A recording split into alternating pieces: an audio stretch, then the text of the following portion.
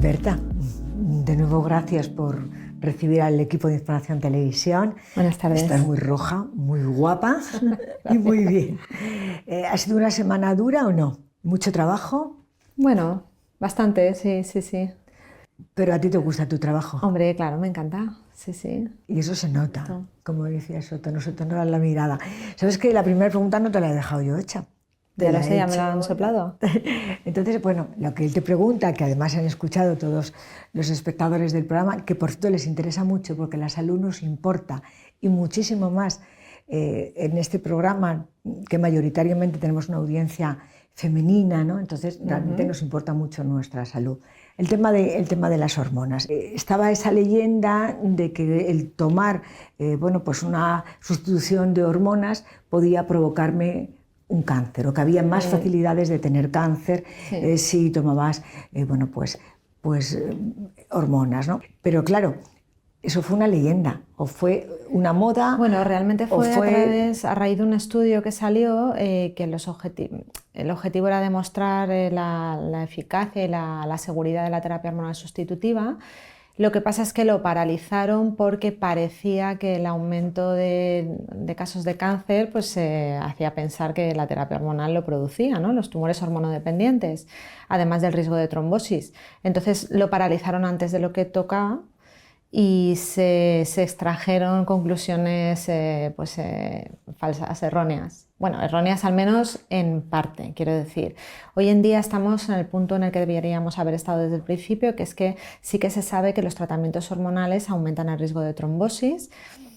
Eso es algo que está demostrado y que por lo tanto cuando damos una terapia hormonal hay que indicarla como cualquier otro medicamento y valorar pros y contras. Evidentemente, aunque se pueda dar a una mayoría de gente en una época determinada de la vida, es una medicación y como cualquier medicación hay que individualizar y ver los factores de riesgo de la persona y los beneficios que esperas encontrar. ¿Vale? La menopausia realmente es la fecha de la última regla y entonces la transición a la menopausia es algo normal y fisiológico en el proceso de crecimiento, envejecimiento de la mujer. Lo que pasa es que esa transición la puedes hacer, digamos, bien, o sea, sin un síndrome climatérico que incluya sofoco, sequedad vaginal, desde no tenerlo hasta tenerlo un cuadro leve, a tener un cuadro pues severo, con unos sofocos que no te dejan descansar por la noche, que estás todo el día con una sudoración muy profusa que te afecta en tu calidad de vida, en tu trabajo, en tu vida personal. Y evidentemente, pues si no tienes factores de riesgo que contraindiquen esa terapia hormonal, por supuesto que hay que darla, como damos una estatina para el colesterol alto, para prevenir una placa de ateroma, o como damos tratamiento con insulina en gente diabética o antidiabéticos orales. Si te lees el prospecto no te tomas nada, ni siquiera un paracetamol, pero bueno, evidentemente es una terapia que funciona muy bien, que yo creo que hoy en día no hay ningún ginecólogo prácticamente que se lo cuestione, pero es verdad que como medicación que es, pues tampoco es válida para todo el mundo. Entonces, como siempre, hay que valorar pros y contras. Y luego también una cosa es darla en la etapa de perimenopausia, que es cuando el riesgo es menor y el beneficio es mayor, y otra cosa es darla sine die ya para el resto de la vida.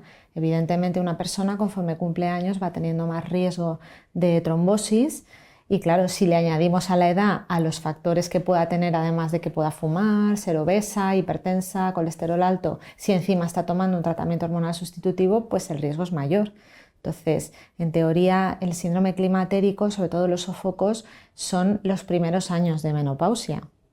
Aunque luego no desaparezcan del todo, pero siempre minimizan de forma natural. Entonces hay que reevaluar, ¿no? Esa terapia hormonal que has indicado, con los años probablemente ya no esté tan indicada. Entonces ya la vas suspendiendo progresivamente o definitivamente. Y aquellas mujeres, como fue mi caso, que no tomamos esa terapia hormonal con 45 años, cuando ya tienes 60, ¿es momento de tomarlo o ya...? Claro, en principio cuando se retira la menopausia es una menopausia precoz, es decir, antes de los 45 años, aunque la mujer no tuviese síntomas, sí que sería recomendable dar una terapia hormonal sustitutiva, porque a esa mujer se le ha retirado la regla muy pronto y por lo tanto su riesgo cardiovascular y óseo pues es mayor, ¿no? Entonces está indicado, aunque no tuviese síntomas, cosa poco probable porque cuando se retira la regla pronto normalmente sí que hay síntomas. Entonces, la duda vendría un poco en la mujer que no tiene ningún síntoma y que se le ha retirado la regla con 52 años, por ejemplo. Bueno, hay algunos ginecólogos que ahí piensan que, oye, si no tiene factores de riesgo, ¿por qué no darla unos añitos más? Otros médicos, pues podemos pensar que si la mujer no lo necesita, ¿para qué lo vas a dar? ¿No? Quiero decir, no se ha demostrado que dar una terapia hormonal sustitutiva a partir de cuando has tenido una menopausia en edad normal y no tienes síntomas te aporte beneficios o te aporte tantos beneficios para asumir ese riesgo aumentado de trombosis. Luego también sabemos que aunque la terapia hormonal sustitutiva no produzca cáncer, pero sí que parece que en gente predispuesta puede adelantar un poquito la de aparición de ese cáncer. Y todos sabemos cuál es la incidencia del cáncer, por ejemplo, de mama, que es el más frecuente. Entonces, claro, si sabemos que 1 de cada 8 mujeres va a tener un cáncer de mama, a la gente ya no le hace gracia tomar hormonas, porque a pesar de todo lo que digamos nosotros, que es un tratamiento seguro, hay mucha hormonofobia. Claro, si esa mujer no tiene síntomas, ¿cómo la convences de que tome un tratamiento que le puede producir una trombosis y que podría adelantar la aparición de ese cáncer que por otro lado va a tener? Es complicado, ¿no? Quiero decir, o es complicado o es muy sencillo. Una medicación que una mujer no necesita, ¿para qué lo vas a dar? Claro, porque eso no le va a llevar a poder tener hijos. Porque claro, entre otras cosas, porque a los 50 años tampoco es muy saludable quedarte embarazada, al menos de manera natural. No sé si hay embarazos, sí, hay algún embarazo, lo hemos escuchado, sí, incluso de mayor edad, pero a priori no parece que sea lo más coherente, ¿no? Y no sé si como ginecóloga has tenido que tratar algún embarazo, sobre todo un embarazo primerizo, una mujer primeriza con más de 50 años. Bueno, más de 50 no, pero cerca de los 50 sí, he tenido algunas, sí. ¿Y bien? Bien, sí, lo llevan bien. Claro, cuando acaban de darle pecho están en la menopausia. A ver, es una cosa un poco compleja, la verdad. Yo creo que no es lo ideal, evidentemente. Lo que pasa es que cada persona en su vida pues tiene unas circunstancias que muchas veces... Bueno, evidentemente nadie lo hace adrede. Es porque te han cambiado las circunstancias, has tenido una enfermedad, no tenías pareja, has tenido un problema de cualquier índole que no te ha dejado tener hijos cuando tenías que tenerlos. Y entonces, pues bueno, ahora tenemos hoy en día tratamientos que permiten ir un poco más allá, ¿no? Porque de hecho hay mujeres que prácticamente están en la menopausia cuando se hacen tratamiento. Bueno, tenemos tantas cosas que hablar que con ella es tan fácil, pues lo mismo contigo que hay que reconocerlo con los 3 especialistas de ginecón, ¿no? Cosas que hoy no íbamos a intentar que llegásemos. ¿De qué tenemos que hablar? Pues mira, hay un montón de patologías o de trastornos que sí que es conveniente que a modo de cultura general podamos conocer, las mujeres en concreto, pero bueno, los hombres también, porque la mayoría pues tienen su pareja o hermanas o madres, ¿no? Entonces son trastornos que pueden afectar mucho la calidad de vida de la mujer y que dando un tratamiento adecuado con un diagnóstico a tiempo pues podemos mejorar mucho esos efectos secundarios y esas secuelas que estos trastornos podrían dejar en la mujer. Por ejemplo, la endometriosis. La endometriosis yo creo que casi todo el mundo le suena un poco, pero mucha gente no tiene ni idea de en qué consiste, ¿no? Entonces la endometriosis sería un trastorno inflamatorio. No se sabe bien exactamente por qué pasa, si es que nacemos condicionados a ello o también cuando nos exponemos a determinados factores, pues como que esa predisposición se plasma y entonces se genera, aparece el trastorno, ¿no? Pero básicamente lo que sucede es que habría unos implantes de células que normalmente están en el endometrio, que es la capa de la regla, que se localizan fuera del útero. O sea, están en un sitio ectópico, fuera de su lugar. Entonces, ¿qué pasa? Que estos implantes de células de la regla, de la capa de la regla, producen cada mes, con cada menstruación, una especie de intento de regla fuera del útero y eso conlleva como una serie de fibrosis, de proceso inflamatorio en la pelvis, que es lo que genera una dismenorrea, es decir, un dolor de regla muy intenso. Todos conocemos a mujeres, pero en concreto chicas jovencitas, que tienen unos dolores de regla tremendos que les impiden pues, ir a clase, que les da mucho cortejo vegetativo con mucha náusea, mucho vómito y que se quedan por mucho antiinflamatorio que tomen pues fuera de juego durante unos días al mes. Claro, todos los meses, pues eso implica mucha afectación, ¿no? Entonces, hay veces que se trata de una dismenorrea primaria, que es lo que llamamos, básicamente es la contracción uterina, lo que produce ese dolor. Y en ese caso, pues un buen tratamiento con antiinflamatorios y algunas vitaminas que mejoran todo ese sistema de inervación sensitiva, de contracción muscular y tal, pues pueden ayudar y pueden funcionar muy bien. Pero hay veces que detrás está una endometriosis, ¿no? Que no vemos, no somos capaces de ver por ecografía, que hoy en día está claro que no vas a operar a una persona para diagnosticarlo, entonces te basas sobre todo en la clínica, ¿vale? No hay una analítica que seguro te vaya a dar el diagnóstico, hay que sospecharlo. ¿Por qué es tan importante sospecharlo? Porque si tú esa enfermedad crónica con una base también autoinmune la dejas evolucionar, esos implantes y esa fibrosis, esa reacción inflamatoria que se produce ya no tiene vuelta atrás.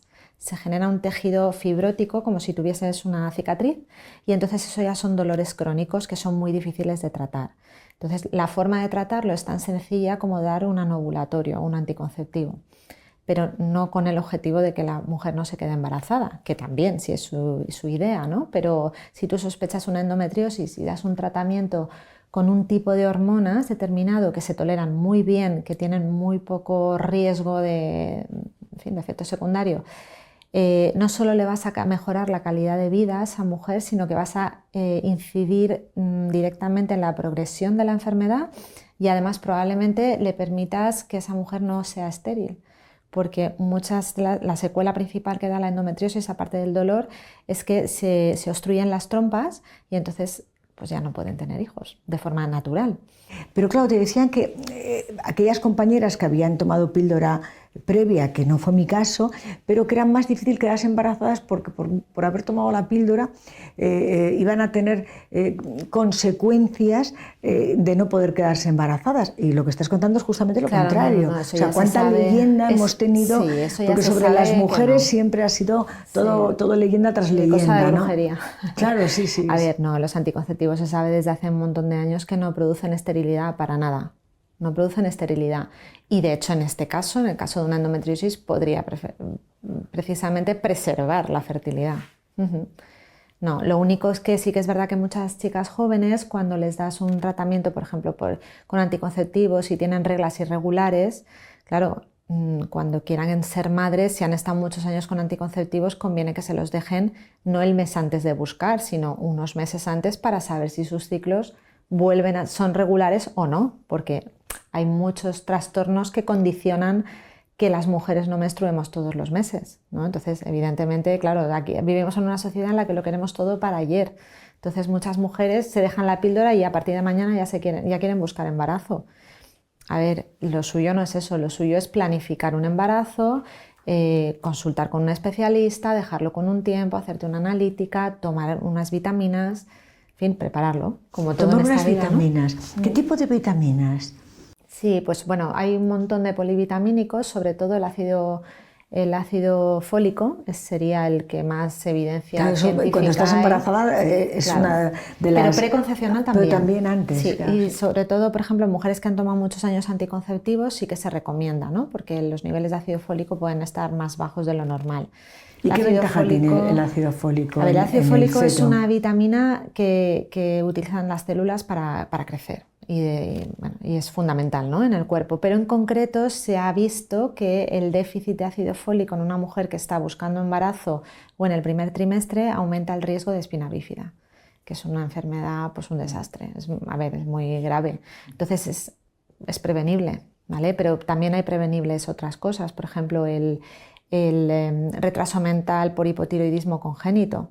Aquí en esta zona que estamos tan cerca del mar, pues había antes, hace años, el hipotiroidismo congénito era muy frecuente, porque aunque estemos al lado del mar, en la sal había muy poco yodo y en los alimentos, ¿no? Entonces, hace ya muchos años se instauró una política de salud pública en la que la sal que comemos todos y que compramos del supermercado casi siempre está yodada.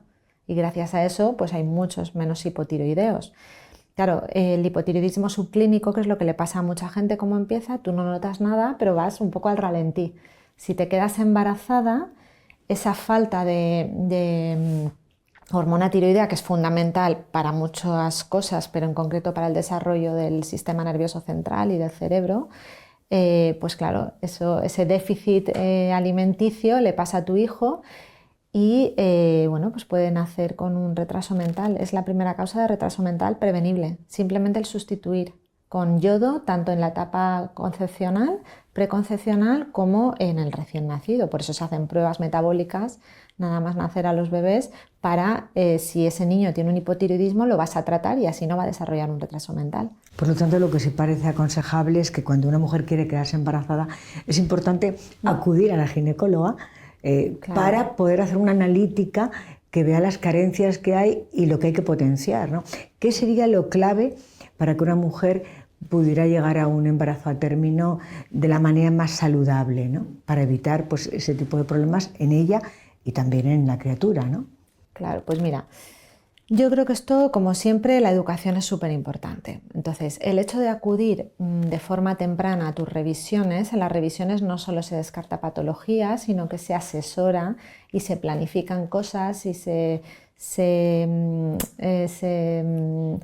tiran por tierra mitos absurdos muchas veces y creencias que las has leído en internet o que te ha explicado gente que no sabe. Entonces, si tú, como chica joven, cuando vas a empezar a tener relaciones, por ejemplo, consultas antes y te asesoras bien de los métodos anticonceptivos, de las infecciones que podrías contraer incluso usando preservativo, tal, pues eso te puede hacer tomar decisiones pues de forma más consciente, ¿no? Y equivocarte lo menos posible.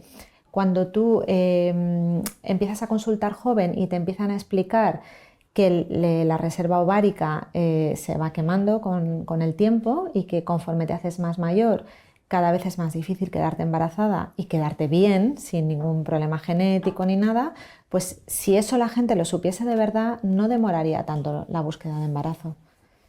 Pero como no se sabe, pues bueno, hoy en día nos sentimos todos muy jóvenes, porque es verdad, yo me siento muy joven, pero yo ya no tengo edad para tener hijos, o no debería. Podría, pero no debería.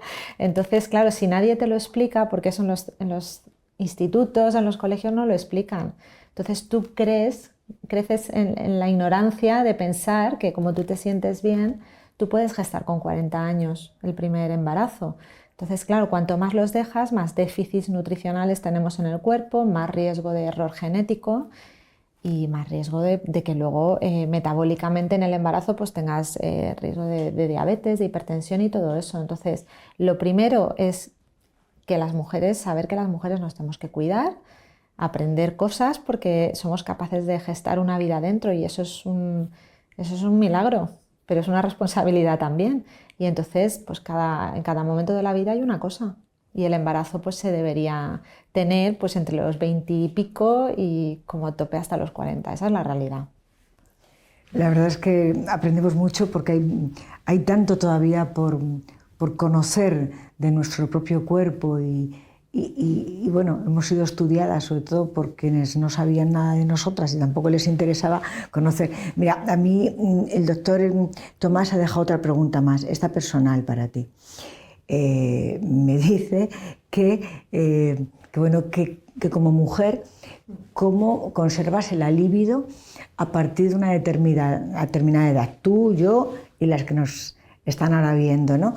Que a partir de los 40 o 45, ¿de qué manera seguimos manteniendo, bueno, pues ese deseo y ese derecho a tener una vida sexual saludable? A ver, eso es una pregunta tan personal que lo que a mí me vale, a lo mejor a otra no. Pero básicamente se resume en conservar la ilusión. La ilusión por ser feliz y por vivir. Entonces, si tú quieres ilusionarte en la vida y quieres ser feliz, pues te calentarás la cabeza para hacerlo y te comprometerás con tu pareja, en este caso, ¿no? Pues para que todo salga bien. Yo creo que pero eso es la base de todo, no de la sexualidad solo, sino de ser feliz, de llevarte bien con la gente. Bastantes cosas tiene la vida ya duras para, ¿sabes?, enfadarte por tonterías. Yo creo que hay que cuidar a la pareja y hay que ilusionarse, hay que tener ganas de que el otro sea feliz para tú también ser feliz. No hay una fórmula mágica. Por supuesto que tienes que tener detalles con el otro, tienes que respetarle igual que te respetan a ti. Y quieres que te cuiden y tener ilusión, básicamente es tener ilusión. ¿Que quieres aprender cosas nuevas? Pues bueno, eso ya cada uno. La sexóloga.